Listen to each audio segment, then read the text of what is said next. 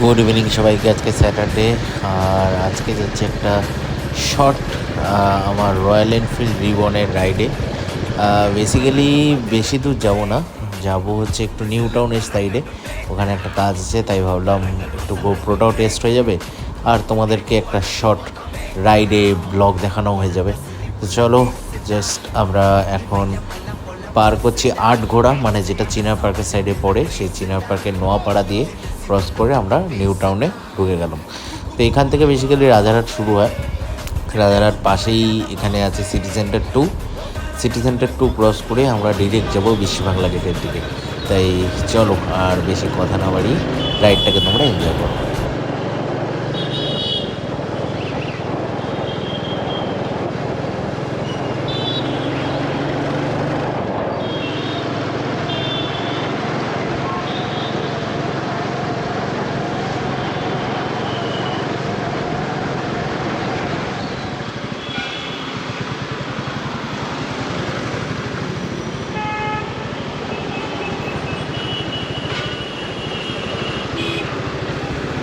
সন্ধেবেলার দিকটা নিউ টাউনে একটু ভালোই ভিড় হয়, আর এই গাড়ির মাঝখান থেকেই আজকে আমাদের যেতে হবে ভিড় কাটিয়ে।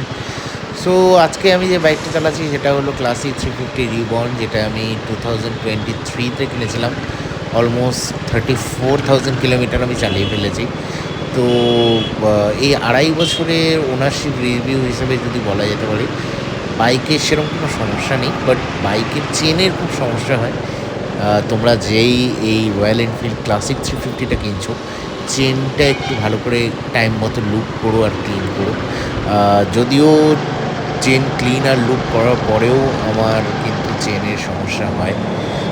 প্রচণ্ডই বাজে রকমের সাউন্ড দেয় চেন থেকে, যেটা বেসিক্যালি আমার একদমই পছন্দ হয় না। তাই আমি বারবার সার্ভিস সেন্টারে শুধু শুধু চেনের প্রবলেমটা মেটানোর জন্য।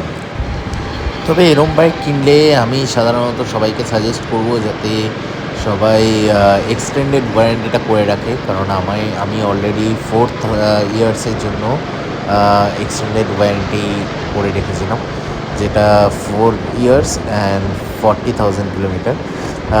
তো এর মধ্যেই আমার পেছনের শকার থেকে অয়েল লিক করে। তো তার জন্য আমাদের সার্ভিস সেন্টার থেকে, রয়্যাল এনফিল্ডের সার্ভিস সেন্টার থেকে একদমই আমাদের বলেছে শকারগুলোকে চেঞ্জ করে দেওয়া হবে, নতুন শকার লাগিয়ে দেওয়া হবে। যেটাতে বেসিক্যালি আমি ওদের অ্যাপ্রিসিয়েট করেছি যে হ্যাঁ, ওরা সেটা করেছে। বাট হ্যাঁ, সেটার জন্য কিন্তু অবশ্যই যখন তোমাদের এরকম কোনো ফল্ট দেখা দেবে, যে তখন একটা অবশ্যই ভিডিও করে রাখবে যেই সমস্যাটা তোমাদের হয়, সেটা শকার পরিত বা যেই জিনিসগুলো আমরা ওয়ারেন্টিতে রিপ্লেসমেন্ট পাই, সেগুলোর ভিডিও অবভিয়াসলি করে রাখবে। তারপর সেই ভিডিওটা যদি গিয়ে দেখাও, তাহলে ওরা কিন্তু চেঞ্জ করে দেবে। জেনারেলি ওরা একটা প্রুফ চায়। তো দেখতে দেখতে চলে এলাম, ক্রস করলাম আমরা বিশ্ব বাংলা গেট। বিশ্ব বাংলা গেট থেকে আমি বাঁ দিক নিয়ে নিলাম ক্যান্ডরের দিকে, সোজা সামনে ক্যান্ডর। চলো এগিয়ে যাই, আরও যতটা দূর যাওয়া যায়, মন চায় যতটা চালাই।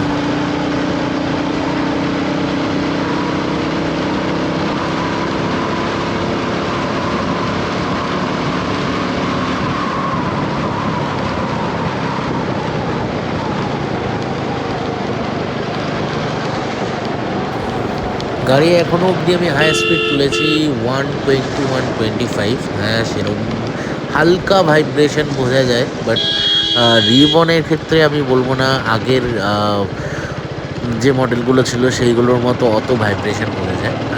ভালো বাইক, ভাইব্রেশনের দিক দিয়ে ভালো। ইতিমধ্যেই আমরা সাপুরজির কাছাকাছি চলে এসেছি। গাড়ির স্পিডে একটুখানি তুললাম, যেটা মোটামুটি তোমরা দেখতে পাচ্ছ 100 কাঁটা ছুঁড়ে ছুঁড়ে।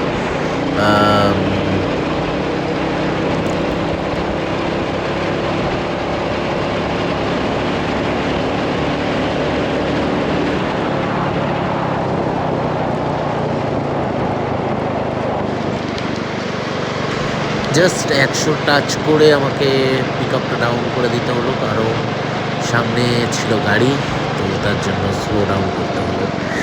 তো চলো আবার ফেরত যাই। এখান থেকে আমি ঘুরিয়ে নেবো সাপুরজির সামনে থেকে, অনেকটা দূর, প্রায় 17 কিলোমিটার মতো আমি রাইড করলাম, আবার ফেরত যেতে হবে।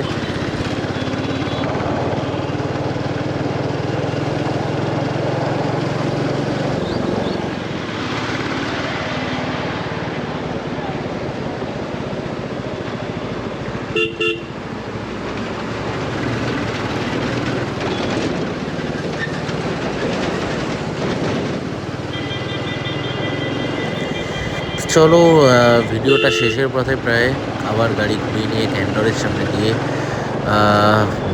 এয়ারপোর্টের দিকে বেরোবো এবার। ভিডিওটা যদি এতদূর দেখে থাকো তাহলে আশা করি তোমাদের একটু হলেও ভালো লেগেছে। যদি ভালো লেগে থাকে তাহলে একটু সাপোর্ট করো, লাইক শেয়ার আর সাবস্ক্রাইব করো। দেখা হবে আবার পরের ভিডিওতে কোনো একটা মোটো ব্লগিং সেট আপে আবার। এবার একটু লং রাইড করার চেষ্টা করবো, এটা ছিল শর্ট রাইড। লং রাইড অবশ্যই যাব আর তোমাদেরকে দেখাবো।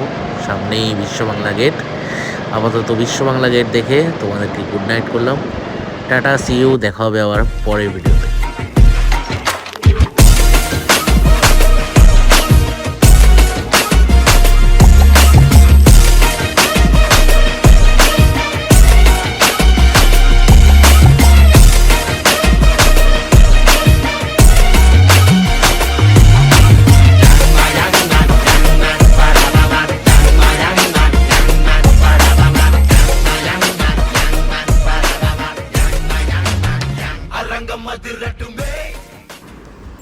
মনে আছে তো এই জায়গাটা?